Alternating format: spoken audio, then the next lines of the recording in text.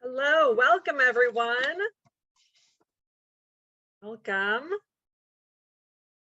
Very excited to have everyone here this morning. It's going to be a really fun event. Just going to give it a few minutes as everyone gets logged on. As you're logging on, if you'd like to drop in the chat where you are tuning in from, we always love to see that. So drop your location in the chat and we'll see where everyone is and say hello. Ottawa, Canada, Montreal, Canada, London, Paulsbo. Oh my gosh, they're pouring in. I love it. Hawaii, Texas, Vermont, Berlin, San Francisco. Oh my gosh, we've got people from all over. I love this. Thank you so much for being with us today. We're very excited.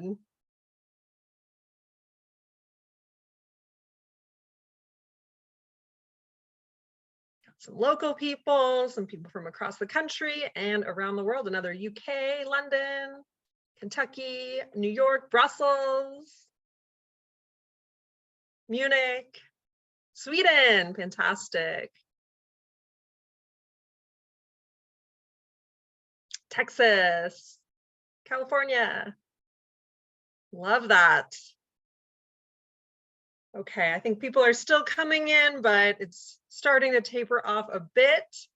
So I will go ahead and launch into my spiel.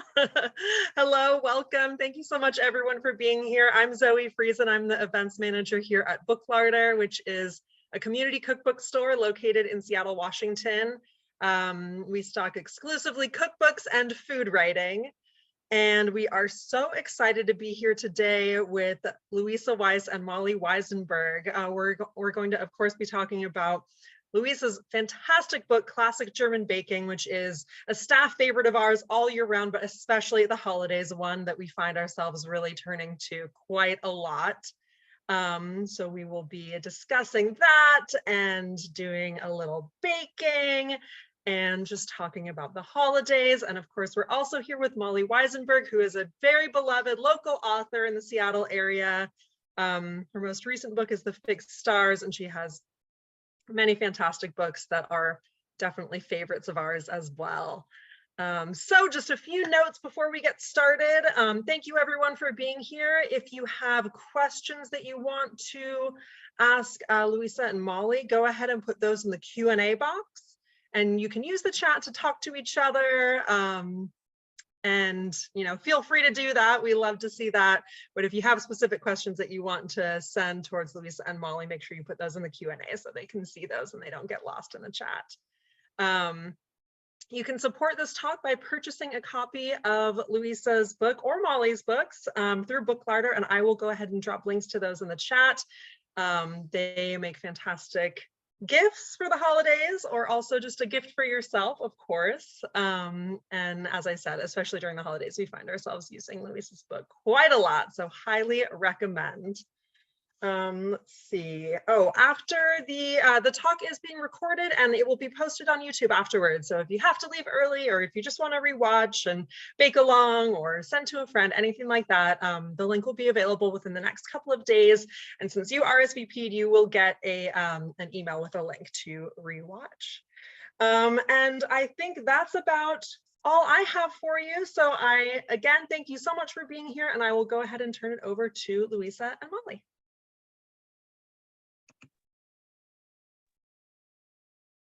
Hello. Hi. It's always so weird when we're sort of like hiding back here with our cameras off. Exactly. Anyway, oh, it's so good to be back here with you. Yes. And a highlight of my December. Me too. So, so will you start off just by talking a little bit about the book for anybody who is not already in possession of it? The book. Yes. So Classic German Baking is a book that I published 6 years ago now. And it covers really like the greatest hits of German, Austrian, and with a few Swiss recipes thrown in. Everything from cakes to torts to bread rolls, some yeasted cakes. And then there's, of course, an entire chapter on Christmas, because Christmas baking is really a huge part of the German language world's baking tradition. And arguably, I would say that Germany has probably defined what Christmas baking is, right? When you think about gingerbread or any of the sort of, archetypal Christmas cookies, they've all sort of started here. So yeah, that's the short introduction to the book. And today we're going to be making Bethmannchen, which are not cookies exactly. They're more like confections. They are made with a lot of almond products, almond paste and ground almonds and blanched almonds. They happen to be gluten-free. And they are really one of the cookies or one of the confections that are just beloved all over Germany, even though they did originate in Frankfurt. There's one of those cookies that you can really pinpoint the origin story of. So they come from Frankfurt, which is in West Germany, the capital of Hessen. And they're lovely. They're just so cute. They're like these little, they look like little dumplings almost, right? They're just like bite-sized little. Will you pronounce the name again? Yes, it's Bethmannchen. So Bethmann is the name of a illustrious Frankfurt family. In fact, the financial correspondent for Germany's nightly news, her last name is Bethmann, and she's always reporting from the stock market in Frankfurt. And I've always wondered if she is in some way related to the Bethmann family that got these cookies made for them. And Männchen is just the diminutive. So Bethmann or Bethmannchen, but Männchen is also German for little man. So it's like a cute little play on words. Okay, excellent. Well, so this is the third cookie that we've made from the book. The first year we did Bibelö. Did I pronounce that right? You did, so good. Yeah, I love it. And which have become a favorite in my household.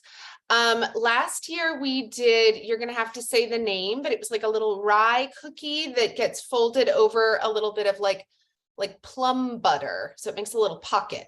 Yes, and they definitely have the most complicated name in the whole book. Those are Lebkuchen Powidelkatschkern, and they come from Austria. So that's why Powidl is the Austrian word for plum butter, which in German is called Pflaumenmus. Anyway. Okay. Great. So so you sent me, so we always kind of decide together which cookie we're going to bake, and you had like 3 different possibilities for this year, and I have to say I chose this one because I loved how simple it was. And this year, I just really needed a very simple cookie. And Louisa, I have so much confidence in our ability here as a team that I have not even tried these cookies ahead of time. I'm going to be fully making them for the first time here with you today. I'm impressed because I feel like you're usually very, you're a lot more methodical than I am. You cross your T's and dot your I's. So I'm very honored that you would trust this recipe so implicitly. No pressure. These are hard to mess up. Well, why don't we get started? And I just want to remind everybody to put any questions that you have in the Q&A. There's also the chat, but that's more for talking amongst yourselves. So put any questions that you have in the Q&A. I will keep an eye on it and will relay the questions to Louisa. And should we start baking? Yes, let's get going. So I feel like one of the great things about these cookies is that in the middle of Christmas baking, you can just get a little bit baked out, like the cookie, the dough, like it just gets to be so much. And this is such a nice little departure because you're still making something that has to be baked, but there's no flour. And they're just so different. So we're going to start by preheating the oven. So you want to preheat it to 400 Fahrenheit or 200 Celsius and get. Sorry to interrupt. I wanted to say that this is on page 236 for those who are following along. Yes, thank you for that. And then you want to lay out a piece of parchment paper on a baking sheet. And we're going to start by mixing together the ingredients. So first, just to go over the one thing that's going to get the most questions, I know, is the almond paste. So in the book, I explain the difference between almond paste and marzipan. It's sort of complicated by the fact that in German, Marzipan and Marzipanrohmasse sound almost the same, but they are two different things. So almond paste is just almonds and sugar processed together. It's really easy to make at home if you have a food processor, but you can also buy it at the store. In the meantime, in the US, I know that it's available in most well-stocked grocery stores. You can order it online. In Germany, it's sold literally at every grocery store because it's like a staple ingredient in baking. But just because I wanted to show this to you today, I bought a special kind of marzipan, which is actually sweetened with honey instead of sugar. So what this means. I have a question. Yes, tell me. So when I go to my local grocery store here in Seattle, I have a choice of either buying marzipan or almond paste. Do you want to, will you talk a little bit about how we solve that conundrum if we run into it? So in the US, almond paste is the ingredient title that you're looking for anything that's in this book. Marzipan, if it's available in the US, has almost certainly been sweetened additionally and also flavored, often with stuff like rose water or other flavorings.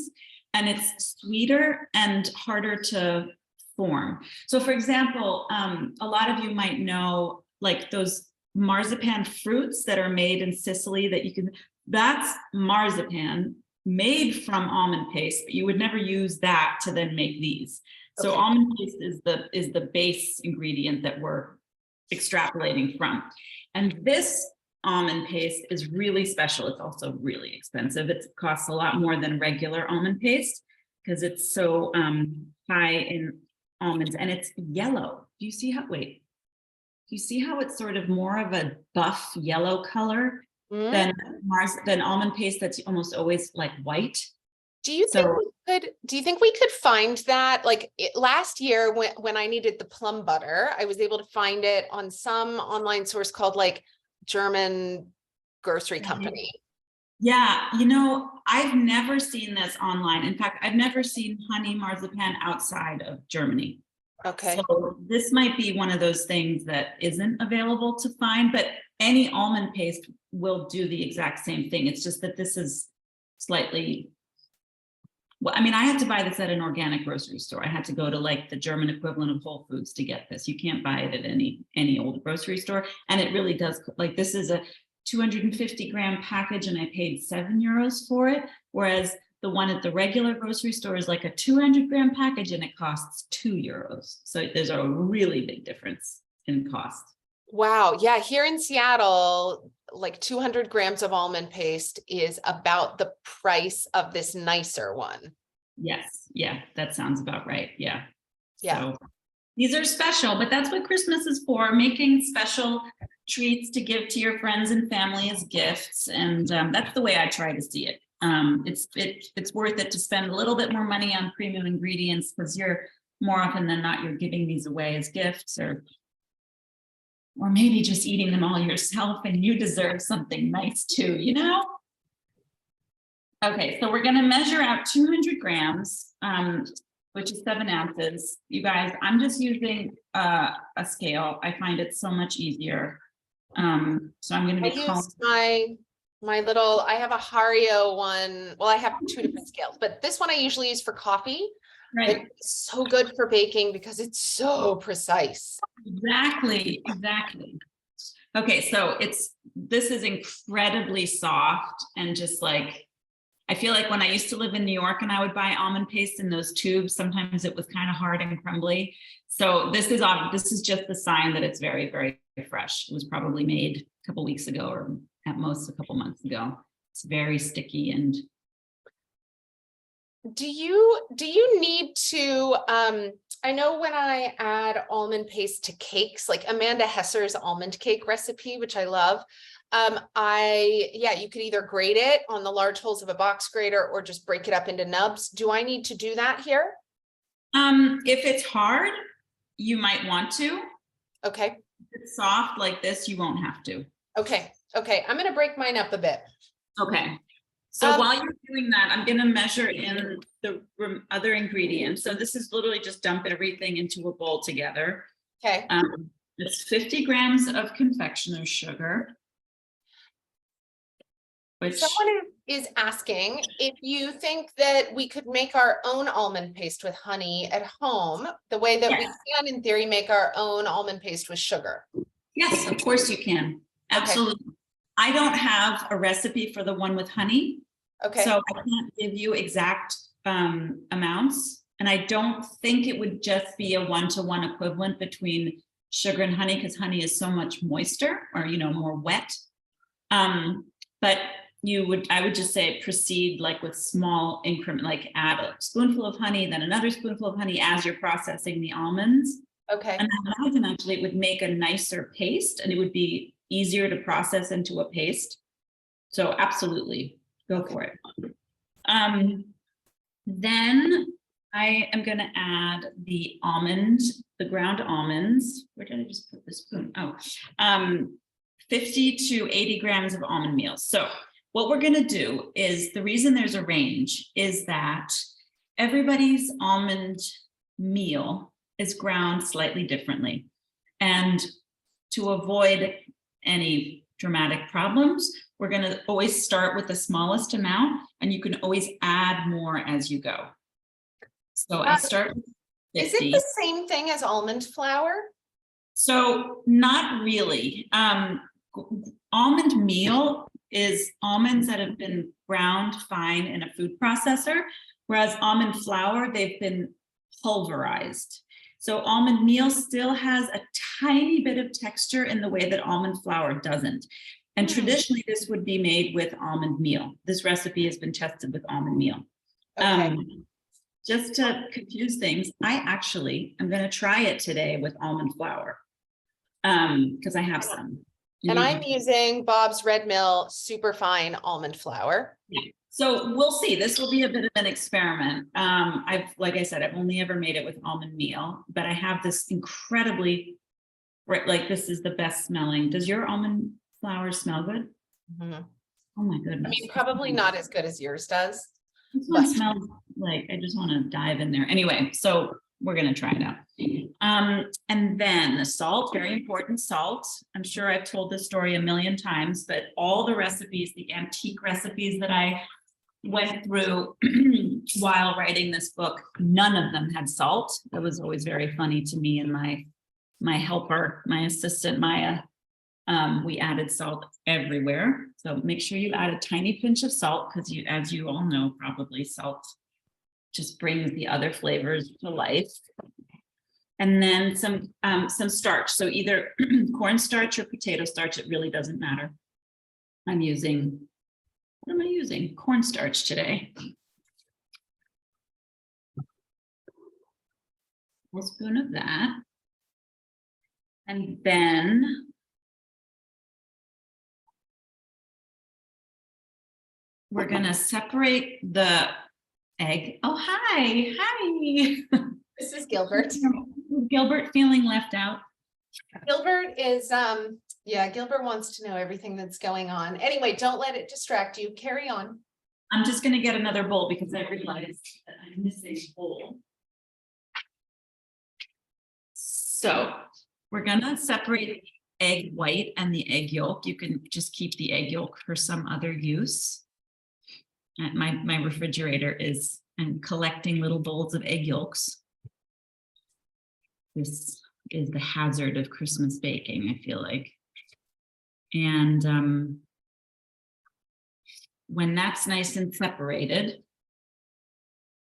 you are going to do something super annoying, which is add half the egg white to this mixture. So what I recommend is breaking up the egg yolk a little bit, just so that it's easier to pour.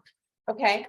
And then just kind of eyeball it because you want a little egg white left over to brush the Bethmannchen when we're done mixing them. So, whoops! Despite my best, a lot just went in there. Oops. Okay, and so we knead by hand, right?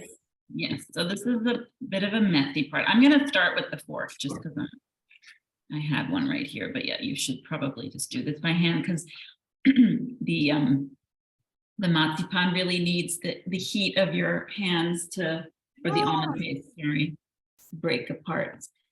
Okay. And I kind of wound up taking my almond paste and breaking it into clumps and then almost sort of like kind of rubbing it all into everything. yeah, because it's like butter, you know, except that you can't overwork this dough. So that's fine. Kind of massaging it into the other ingredients is totally fine. Some people are asking about quantities. So if you don't have the book, well, Luisa did mention quantities when we were measuring things out, but someone asked about the starch. We've used a tablespoon. I used cornstarch. You can also use potato starch. And then, yeah, 7 ounces of almond paste, 50 grams of powdered sugar. We start with 50 grams of almond meal, pinch of salt, and we've got half an egg white in the bowl here that we're working with. The other half is reserved. It's reserved, exactly. So as we're kneading, this is what my hands look like. Ah! How about yours? Are yours as sticky as mine? You know, not quite. Oh, Not my quite. God. It must be that honey marzipan you've got there. I think it is. So what this is telling me is that I'm going to add a little bit more almond flour. Hang on. Okay. So if my hands look like this, sorry, this is like pretty nasty, but if my hands look like this, do I need to add more? I would say you could add, no, you're perfect. Like that's exactly what it should look like. So Okay. you're doing great. And my bowl is pretty clean. Like there's not a lot of stuff stuck in there. Yeah, that's, oh my gosh, So perfect. that's what we're looking for. That's what you're looking for. You're looking for a moist dough, pardon the word, but it shouldn't be very sticky. So if it's super sticky like mine is, add a spoonful of the almond meal. You have, you know, another window of 30 grams to play with, and just keep kneading it until it becomes less sticky. And remember, this is a dough without any gluten, so you can knead all you want, and there's no danger of toughness. Okay. Okay. And then once, I mean, should I leave mine alone now since it is pretty even? Yeah, if yours is pretty even, I would stop kneading for a minute. Okay. And then catch up with you as soon as possible. I'm gonna go rinse my hand and get all the stuff off. Carry on.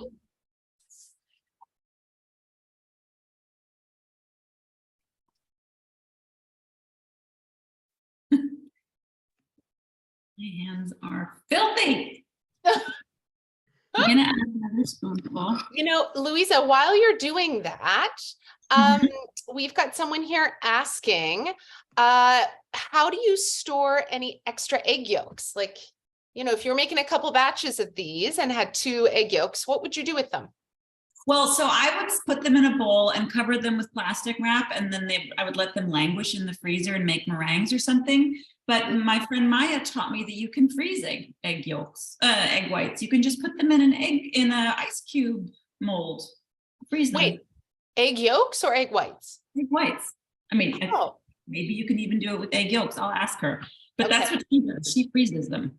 Okay. And what about egg yolks if you have them left over? Same. I mean, I keep this stuff in the fridge. I feel like covered with the plastic wrap, like it's fine for about a week even, especially if you're just baking with them. These eggs are pretty hardy. So I would store them in the fridge. And then if you really don't bake anything else, just put them in your omelet or make carbonara. Or, yes. I don't know. But I mean, so we have a couple recipes in this book that use only egg whites, and then a couple that use only egg yolks. And so ideally you could sort of, if you were really organized, you could plan to do both. And then you'd have no waste whatsoever. Okay, so mine's slowly coming together, but it's definitely a little drier than I would have liked. So I feel like this is one of those situations where I can tell you a little bit about the behind the scenes horror that happened to me when I delivered my manuscript 7 years ago or whatever. I had spent, a year and a half testing all the recipes, upwards of 10 times, having people test them in the States with different ingredients and different kitchens and everything was perfect and everything was tested. And then at the 11th hour, I found out that German confectioner's sugar has a different composition than American confectioner's sugar. In fact, in the United States, there is no rule about confectioner's sugar. So you could be buying confectioner's sugar from, Wegmans and confectioner's sugar from Whole Foods, and they wouldn't even have the same anti-clumping agent in them. Yeah. And so I had this sort of last minute utter panic, terror. We had to retest all the confectioner's sugar recipes. We had to go back and fix them. Anyway, so now whenever I'm trying a recipe here in my Berlin kitchen that calls for confectioner's sugar from this book, I'm always a little bit like, what's going to happen? In the States, none of you guys need to worry about it because your books all have the American confectioner's sugar. Okay. Yeah. Anyway, that's enough behind the scenes. How's your dough? It's fine. I'm getting there. Okay, so it's good. It's Okay. a dough now. Do you And think that, could you freeze this dough? I think so, yeah, because there's nothing in it that would have a hard time in the freezer. I wouldn't freeze it for months just because I think that it would dry out eventually. But if you wanted to make this like a week or two ahead of time, and then or bake it off as you go, you could also probably shape these and freeze them. Okay. I have a freezer the size of a shoebox, so I never use it for anything sensible like that. But if you have a big freezer, you definitely can. Yeah. Okay, so here's the dough. Ignore my filthy hands. It's soft, but not too sticky. Can you see that? The glare is a little bad, but it's holding its shape nicely. So this is the stage you want to get to have it look like that. Great. Now I'm gonna actually cut this. I think we should cut it into 2 pieces just to make it slightly more manageable. Yeah. Okay. And we're gonna roll it out to a log. And Okay. rolling it out to a log and cutting it into pieces is really just to make sure that you make uniform sizes. You could also weigh the pieces individually if you wanted to do it that way. I don't know what the actual weight of each one would be, but we can find out in a second. So I know you said that if we do 1 log, it should be 15 inches. Mhm. I've got a little measuring tape here, just Oh, for the sake of being that person. yep. And I'm going to roll this half out to like 7.5-ish inches. Let's see. My measuring tape. Oh my goodness. Oh no, did you lose it? This is a bad time of year to lose your measuring tape, Louisa. You know what, too? I did not lose it. I can guarantee you that my younger child has absconded with it. I have told him repeatedly that it is not his to play with ever. This seems like a good stocking stuffer idea then. Yeah, except that this measuring tape is literally irreplaceable. I got it back when Net-a-Porter still sent them as like little gifts when you ordered stuff from them, which is how long ago it was. And it's perfect. It's the perfect size. It retracts. It's like this big. Oh, that children Always really stealing your measuring tape. up in your mix where they're not supposed to be. Oh my God. Okay, well, okay. I think that, I would pass you my measuring tape if I could. Oh, I'm gonna find it tomorrow. I'm gonna lay in wait for him the minute he wakes up tomorrow morning, be like, where's my measuring tape? How dare you? yeah, because we should remind everybody, while it is like 10:30 in the morning where I am, where you are at 7:30 at night. It sure is. Yeah. Past their bed. Well, no, not really, but it's their bedtime. They're in the other part of the apartment. Okay, so I have cut these into, did you cut them into cute little nubbins? Not yet. Not yet. Okay, while you're cutting, I'm gonna go rinse my hands. There. Okay.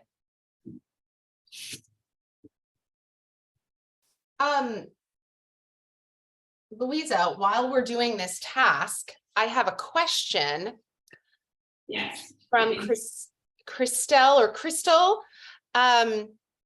She says, almond flavor is one of my favorites. 2 days ago, I made a double batch of Finska pinar. I may be pronouncing that very wrong.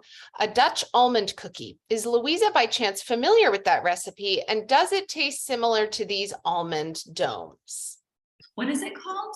Can you read it again? It's it's 2 words, Finska pinar, P-I-N-A-R. No, I don't know. I haven't heard of that cookie. Oh, well, okay. Hmm. Well, And it's Dutch? it's Dutch. Dutch? I too love almond flavored things, so I'm really glad to know about it. Yes. So I think that what's nice about these is that they're very delicately flavored. Like if you use, you know what, like how strong almond extract can be, like it can sometimes almost be a little too much. Yeah. These are more subtle than that. So they're good for Okay. who have a hard time with that flavor, but still like almonds per se. Okay, so we've got our little nuggets and you are gonna roll them into a ball. Okay. It's like a perfect little ball. Mm-hmm. I would go ahead and let's roll them all now. Do all of them? Okay. Just to get that out of the way. And it says you can do this with wet hands if your dough is really sticky, but mine is not sticky at all. So I'm not wetting my hands. I'm just doing it like this. And I also wanted to just remind everybody, we are just doing like 15 of these right now because we're doing half of the batch of dough, right? So we're just going to wind up with 15 balls right now. Right. Very Okay. good. Okay.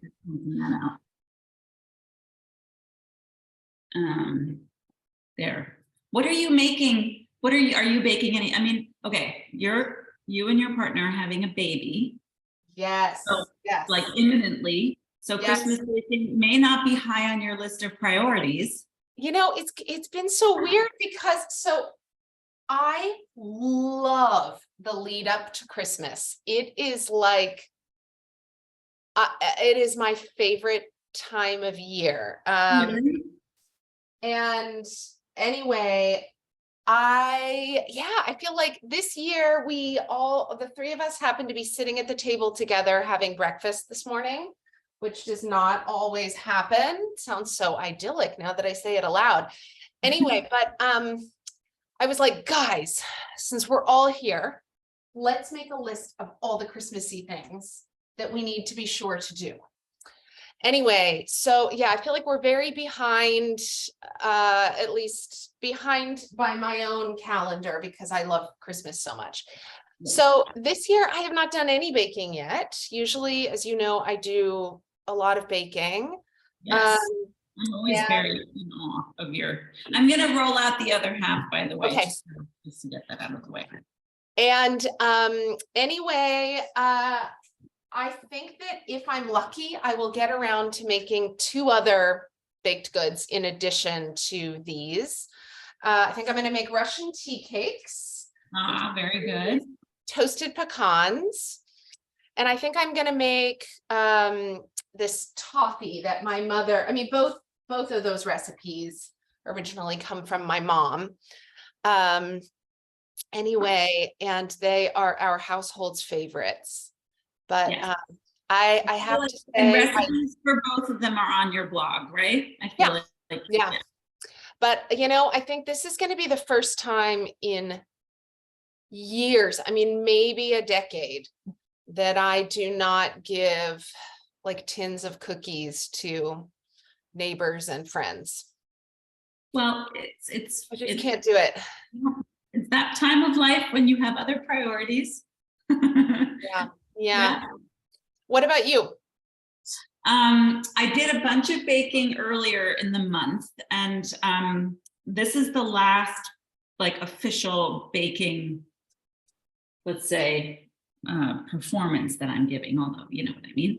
And then I feel like I have a couple more recipes left to do. I have to make a couple more just because I've been giving away my cookie bags already. The ones that I usually give out for Christmas, I've been giving out earlier this month, and I'm literally running out of cookies. So I got to get busy. I'm so envious of you getting all that baking done. I mean, I feel like it's like sort of an old-fashioned thing, but I love that about it. Like it's so important to me to have that, like to have that time to like make stuff. Yeah. I like giving it to people, and I like that they have like their own relationship with these cookies I give them every year, because it's like the same ones. Yes. And I feel like it's a ritual that's I'm not really big on rituals otherwise. Oh, you're not? No, not really. In fact, I find most rituals kind of a burden or annoying, or I don't know, maybe I have a weird relationship with rituals, but this ritual of baking feels so elementary, or elemental, not elementary. Yeah. Elemental. Yeah. Like it feels so deep. And obviously here also everyone's baking. It's such a part of the culture, but yeah, I can see it also with my kids. Like my kids are growing up with far more rituals than I ever did. Yeah. And they really demand it, which is very sweet. And also, so when I was 9 months pregnant with my second child, my first child was 4.5, and he had friends. And somehow in a moment of absolute insanity, like that's the only way to describe it, I decided that I would not make one gingerbread house from scratch. I would make 5. And so the belly out to here, 5 gingerbread houses from scratch, and then hosting 5 4-year-olds or 4.5-year-olds to then decorate them. I mean, it was mayhem, and that definitely scarred me for life. But Hugo now is like, every Christmas he's like, where's the gingerbread house? So luckily he has accepted the store-bought ones, because I don't think I will ever make my own again, though maybe when my children are not quite so young anymore, I'll feel braver. Yeah. I have no words for this. Neither do I. It was, like I said, real. And I have a very wise and very dear friend who's always said to me with everything with regards to parenthood, never start any tradition or ritual that you are not prepared to continue for the rest of their lives. That's very wise. Right. Yes. Wow, spoken like a seasoned grown-up. Yes, she is the mother of 3. Now they're like 15 and 7, almost 8. So they're like practically adults. But yeah, she's still making advent calendars by hand because she started it, 15 years or 18 years ago, and the children demand it. Anyway, all right. So okay, wait, Louisa, I have a question. Yes. Sue is asking if we could weigh one of our little balls. Yes, very good idea, Sue. Thank you. So here's a little ball. It is 14 grams. Let's see what the other ones are. 12 grams, 12, 14, 13. Right, so they should be between 12 and 14 grams, which is 0.4 ounces. Yeah, so I have all these little, let me count how many. Did I get exactly 30, which is what the recipe yield says? 1, 2, 3. I've got a couple here that are extra tiny, and I'm gonna try to even things up, but otherwise I'm not gonna sweat it. I'm gonna even up like 2 of them. I ended up with 27. Okay. So Okay. you I've got all 30. Okay, great. Um, Of course you do. I'm not surprised. You are I'm over here with my measuring tape. right, exactly. And I can't believe I'm missing mine. You guys, this is dramatic. Okay, I got it. I'm ready. Okay, so the next step is the most annoying step, okay? Just straight up. You have blanched almonds. I bought these. You blanched them yourself? It's mostly because it felt really difficult to get out to the store. Yes. Well, and you have a leg up because homemade blanched almonds are easier to split than store-bought ones, because store-bought ones are all dried out, right? It didn't occur. So these were very easy to split, which I did Yeah. with a little paring knife this morning. Yes. Because they're a this little soft. Exactly. This is a perfect opportunity to explain why you would go to the effort of doing something like blanching your own almonds rather than buying them. So I am always a fan of, if there's a shortcut, take it, you know, but in this case, blanching them yourselves is going to make for an easier splitting. Because what we're going to do is we're going to take these little blanched almonds that are whole, and you're going to take your paring knife. And if you blanched them yourselves, you could literally like insert the knife in between, like lengthwise, and just kind of flip it, right? Just, they kind of fall apart. But store-bought ones, it's really hard.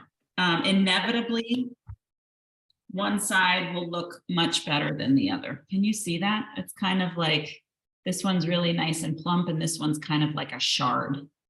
So, I mean, I have to say, I did that with some store-bought blanched almonds when I was making these a few days ago, and it was, I just assumed I was like doing something wrong because that's how crazy it was. So thank you. Yeah, I'm for the sorry. explanation.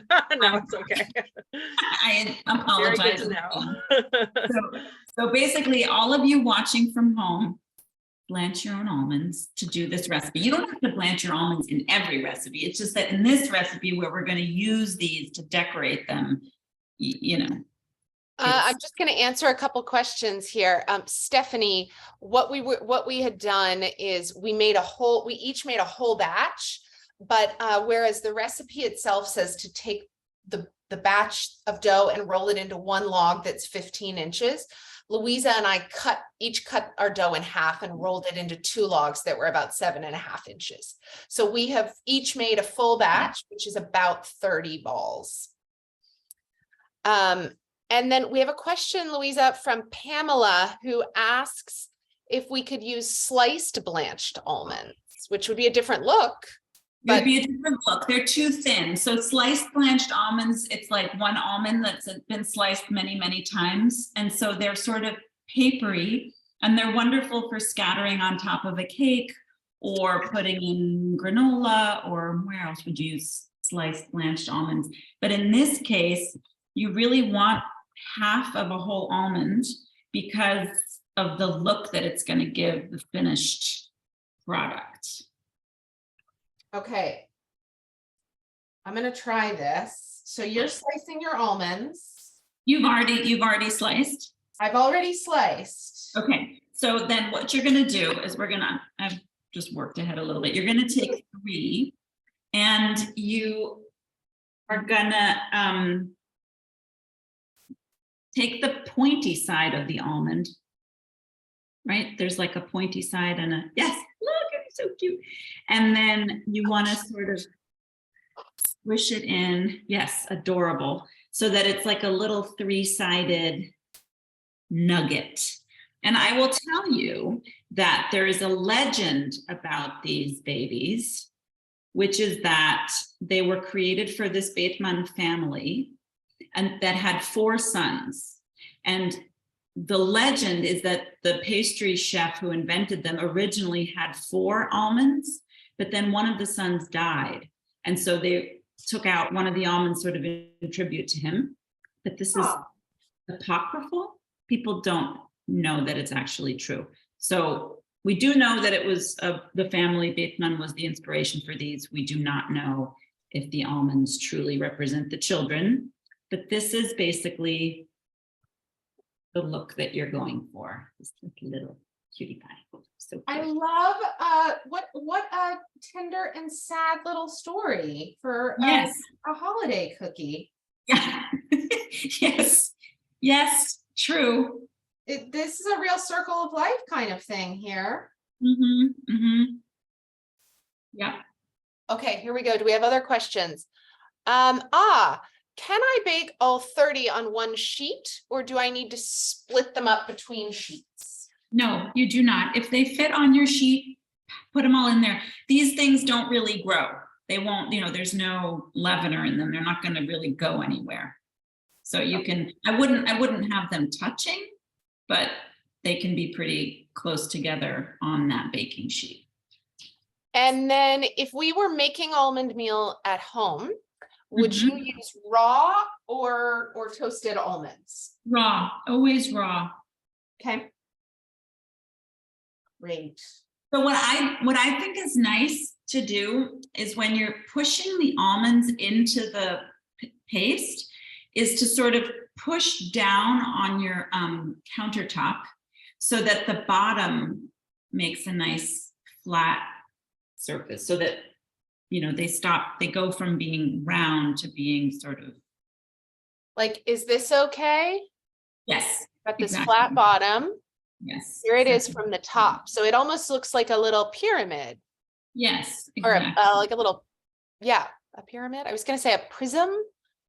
Yes, a prism. What's the word? I feel like, see macaroons in that shape. oh, I don't know what the word is, but I know somebody who is here with us will know. Louisa, are you guys spending Christmas with family, extended family, or will it just be the four of you? We are spending Christmas Eve with my in-laws and my mother. Okay. So we are the hosts. Turns out we are now always the hosts for Christmas Eve, which is lovely. We don't have a tree yet. We usually wait. I'm a real stickler for, how I was talking now, I don't have rituals and I feel weird about them, correct? But I also really like the idea. So traditionally Germans got the Christmas tree on like the 23rd. Okay. And then they would decorate it overnight or, in the early hours of the 24th. And the children would be sent out to go to, church or whatever, or in the other room. And then you ring a little bell, which is the sound of the Christkind, which is baby Jesus. Basically, it starts to get a bit confusing with all the various gift bringing legends. And then the children come into the room and see the decorated tree with the lit candles, because of course, we use real candles, and then they can open presents, and that's all done on the 24th. But because we are a slightly confused multicultural family, we do things in a slightly confusing way. We do have Heiligabend, which means holy evening, or is Christmas Eve. We do that with our family and the kids open presents and everything. But Father Christmas, Santa Claus, Babbo Natale, whatever, also comes in the night and leaves other presents under the tree that the children then get to wake up to on Christmas morning. So it's a bit of a mishmash. Are they listening to me right now? Molly, someone is asking if you can show the shape of your dome again.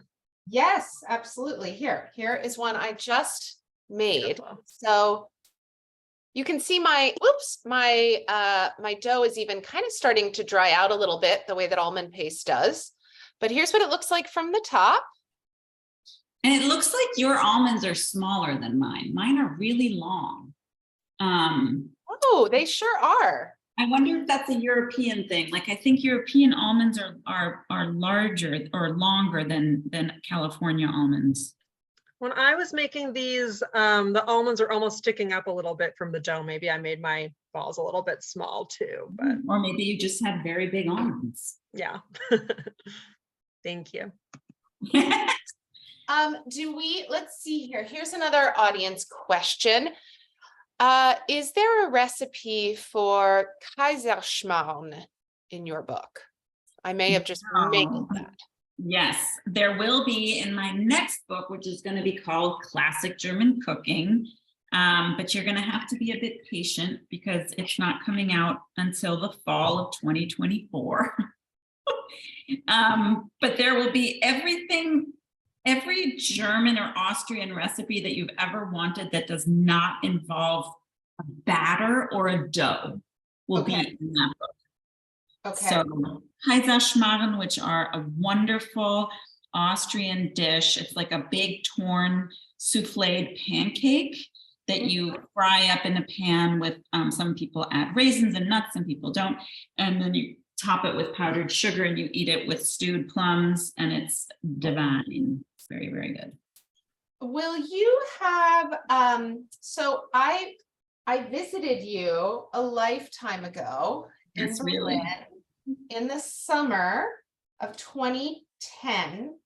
And I remember I was very cranky because it was really hot, and living in Seattle has made me an extremely delicate flower.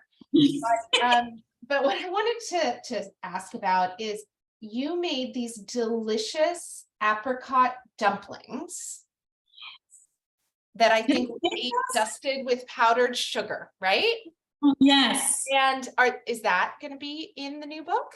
it sure is. That's also an Austrian recipe. They're called Marillenknödel.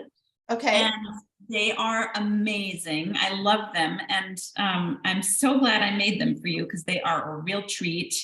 I actually learned the recipe originally from a friend of mine in Brooklyn whose father was Austrian. And they're really great. They're so wonderful. You can make them with plums. You can make them with apricots. Any kind of, plums or apricots is traditional. And you make this really soft dough with quark, which is like a fresh sour cheese. And then you boil, you stuff a fruit like a plum or a pitted plum or a pitted apricot. Sometimes you can even put a sugar cube inside the fruit.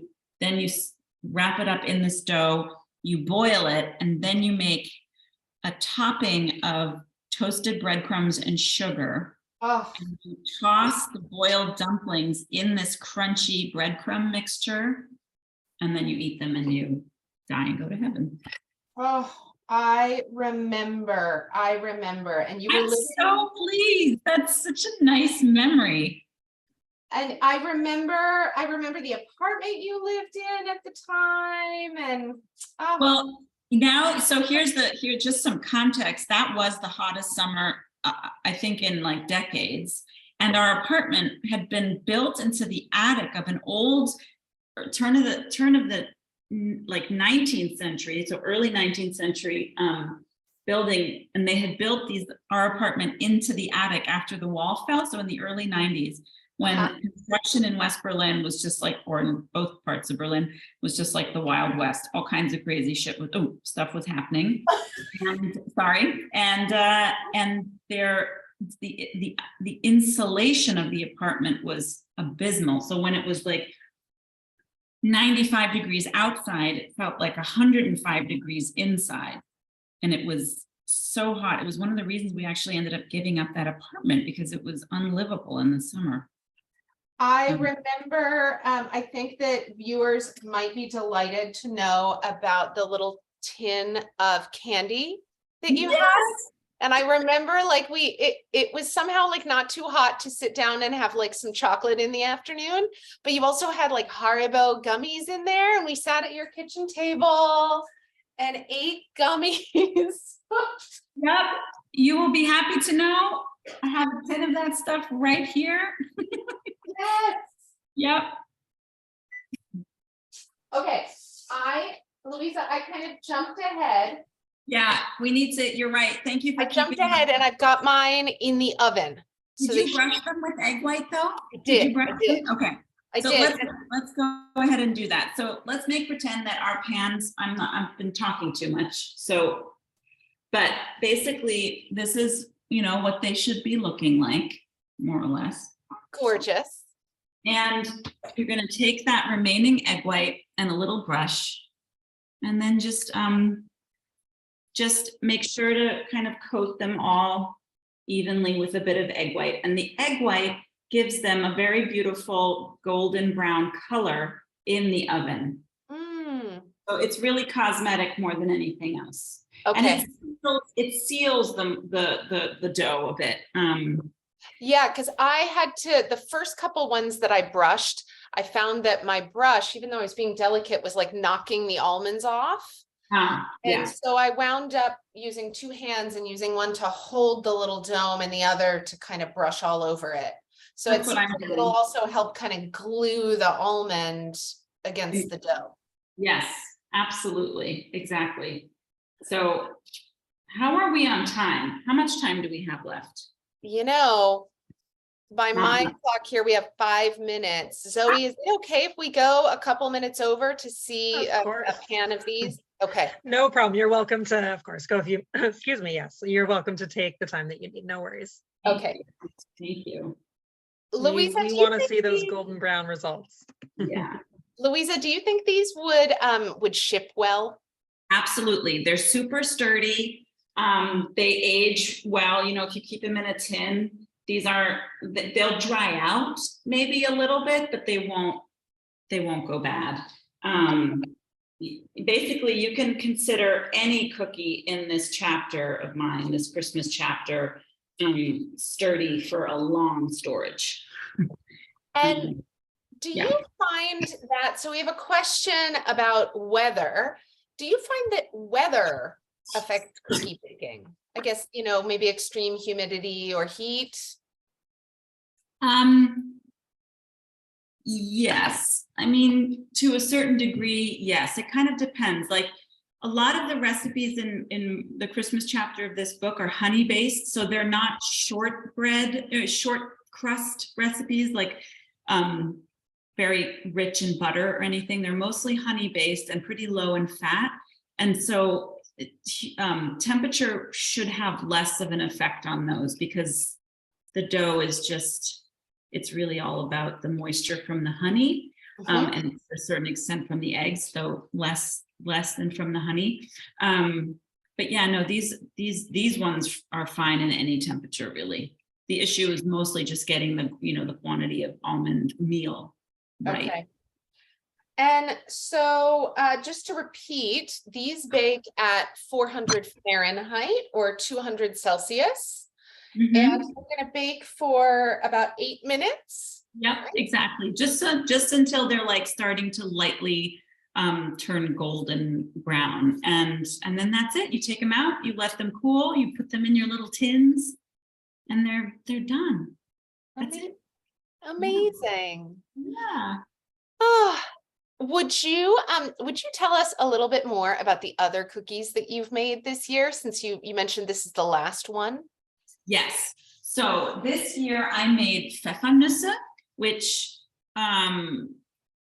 almost need no introduction. Everybody knows them, but they're little domed spice cookies.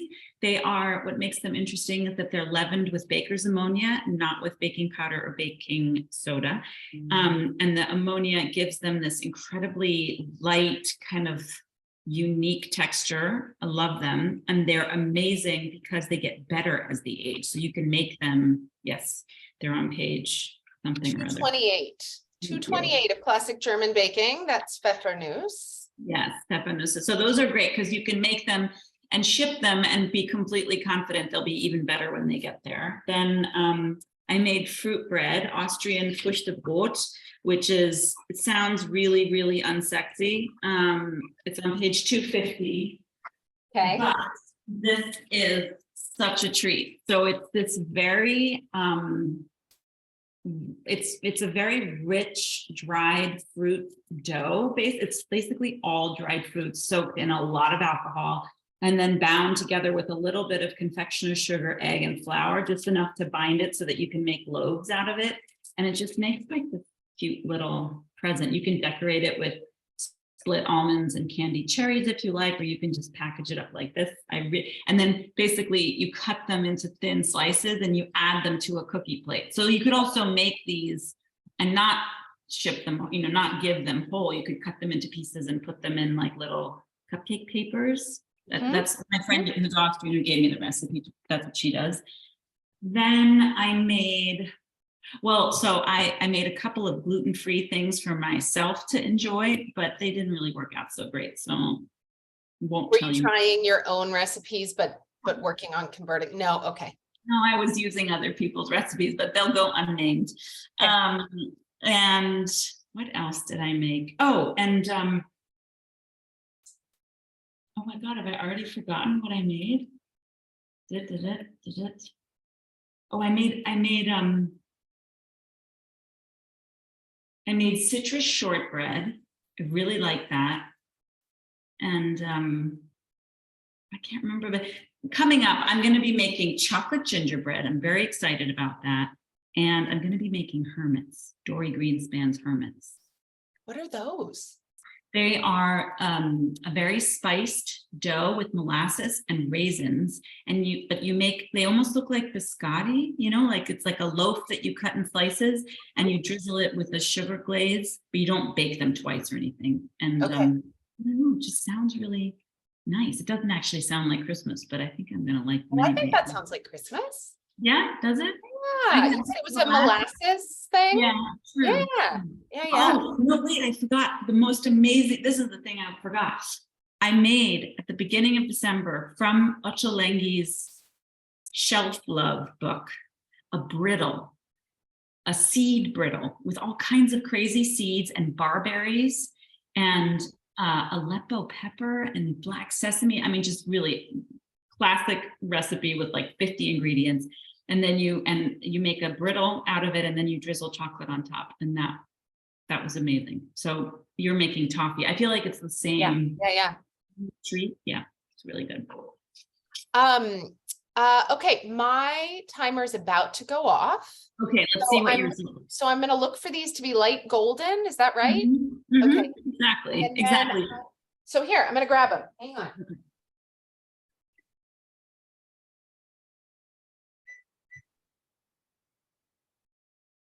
Oh, they're not quite golden yet.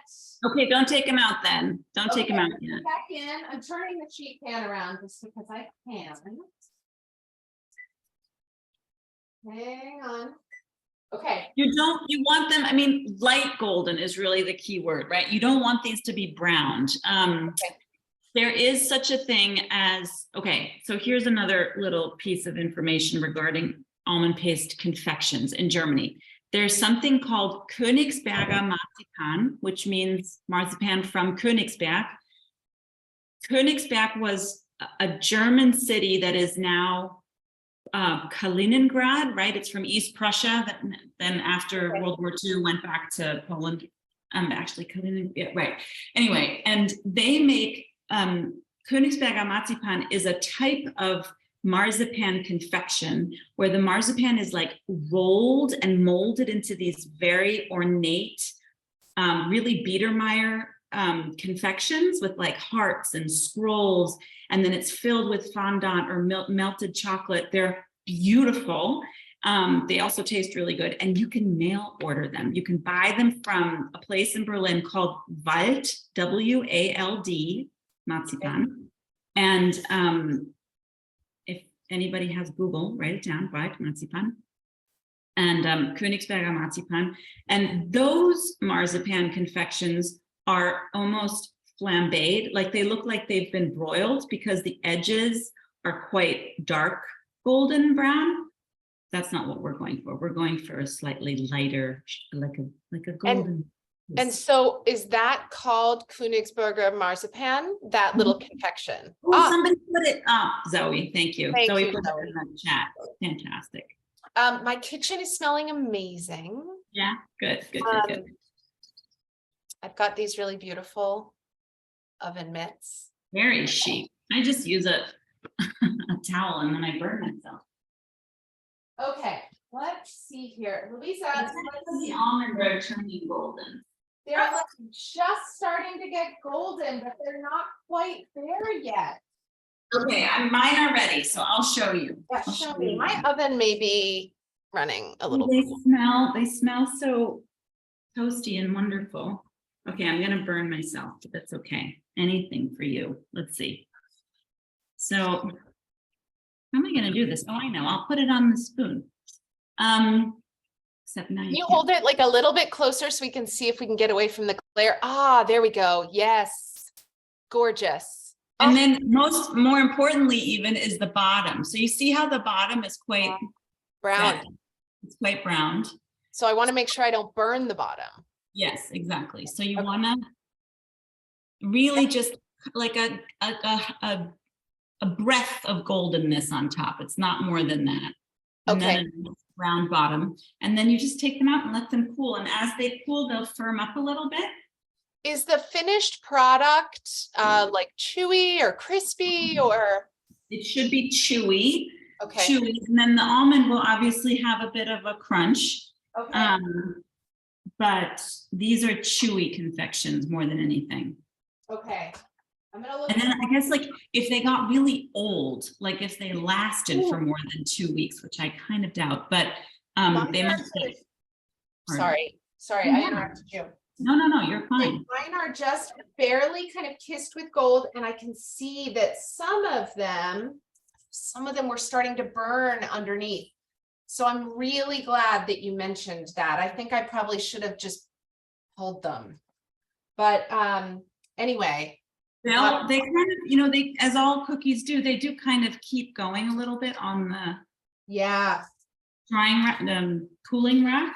I leave them on the pan. Yeah. Okay. I'm gonna just pull mine off the pan here, just so they don't continue to burn. Oops, now my oven timer's going off. Gilbert, don't you dare, buddy. Gilbert is a notorious counter. Oh, really? surfer. Oh. He doesn't care that it makes us furious. He's not interested in pleasing us. Oh, okay. Okay. And he likes sweets? Oh, Gilbert likes everything. Okay. Anyway, Louisa, your cookies are gorgeous. And I'm so glad. I am so excited to taste these.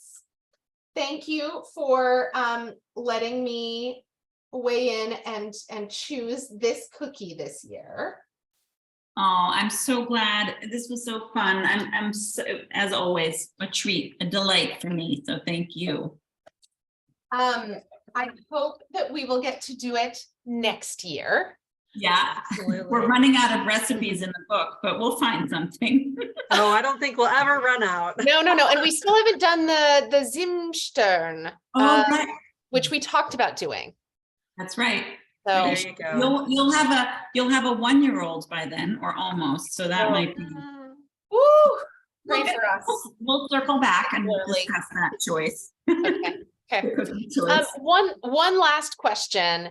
Is it okay to use like a silpat or like a silicone baking sheet rather than parchment? I think so. So.